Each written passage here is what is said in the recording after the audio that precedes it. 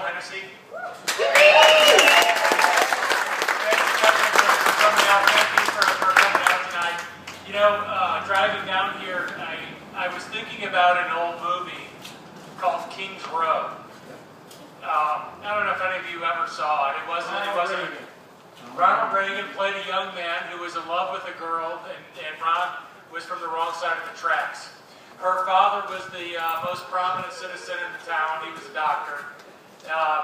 Reagan's character was a guy who, he was the star athlete and everybody loved him, but he came from a humble background.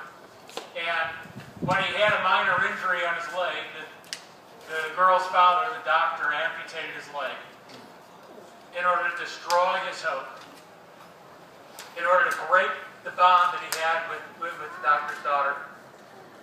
And when they woke him up and he was lying there, he had the famous line, "Where's the rest of me?"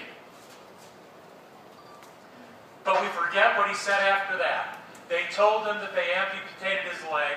His friend, a psychiatrist, which was a brand new practice at the time, told him the truth, that he had done it to try to break his spirit, and Ronald Reagan just laughed. How did he think that taking his leg could stop him? So where are we tonight? We're about the same place we were in 2009. That's right.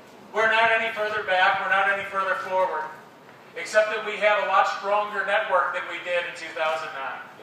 We've gotten a little wiser and a little smarter. We know who our friends are and who they're not.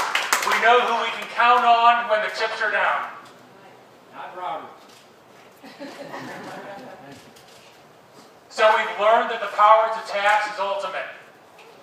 That wasn't a big surprise to me. It feels like we've been ultimately taxed for a long time in this country. That's right. We also learned that we have to rely very heavily on the people we send to Congress. You can't take that duty lightly when you walk into the voting booth. You can't take it lightly in November, and you can't take it lightly in August. You can't take it lightly in the primaries. You can't take it lightly with the people you line up behind when they ask you, "Will you stand by me when I run for office?"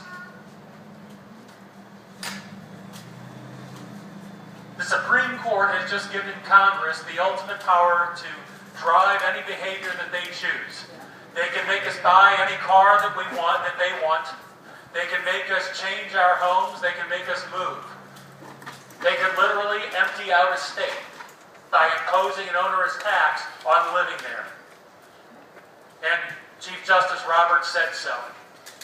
He said essentially that the Congress can do anything it wants through the tax code. So we get rid of the tax code. We'll get that.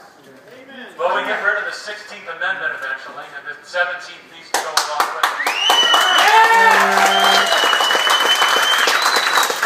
But in the meantime, we have a responsibility. We have to elect a Congress, not just here, but in every district across the country, people who understand the responsibility that they're signing up for. Congress has a remarkable amount of power, but the Constitution gives the House of Representatives, the People's House, the power to collect and spend our tax dollars. Nothing else. The reason that they gave it to the House and not to the Senate, not to the executive branch, was because the House is supposed to be closest to the people. They understand our needs and our problems and our limitations. Not just our financial limitations, but our emotional limitations. Today, I think with 104 degrees on the thermometer that I just saw, we're right at every limitation that you can possibly put on American taxpayers. And from now to November, we have a straight line march. We have a straight line, and we know what we have to do. We have to remove from office anyone who fails to understand that our livelihood, our existence as a free nation, depends on our ability to conduct our lives the way we choose, free of the arbitrary rule of other men, and free of irresponsible, greedy politicians who want to take what you have, distribute it to their friends to advance their own careers.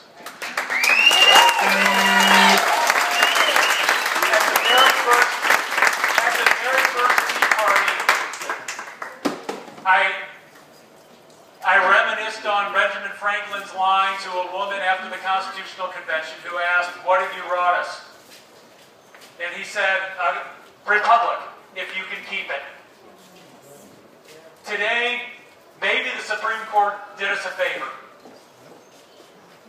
They took the burden of sustaining this republic off of every shoulder in the world except ours. And honestly, I don't think there's a stronger shoulder to rely on than the people standing in front of me right now. Thank you very much. God bless you.